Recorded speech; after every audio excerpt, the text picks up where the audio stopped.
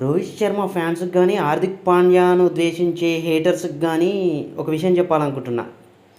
ఇప్పటికే 3 మ్యాచ్లు అయిపోయాయి, 2 వారాలు అయిపోయింది ఐపీఎల్లో.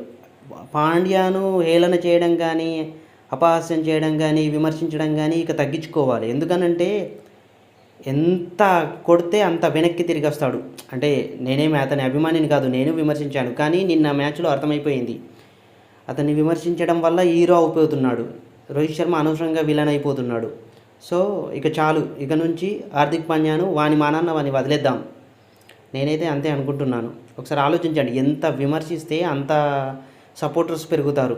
రోహిత్ శర్మ అంటే అందరికీ నచ్చనవసరం లేదు. ఇప్పుడు రోహిత్ శర్మ నచ్చని వాళ్ళందరూ హార్దిక్ పాండ్యాకు ఫ్యాన్స్ అయిపోతారు. అండ్ హార్దిక్ పాండ్యాను హేళన చేస్తున్నారని చెప్పేసి సపోర్ట్ చేసే ఒక సంఘం పెరిగిపోద్ది, ఇక ఒక వర్గం తయారైపోద్ది. సో వాడి మానాన్న వాడిని వదిలేస్తే వాడాట వాడు ఆడుకుంటాడు.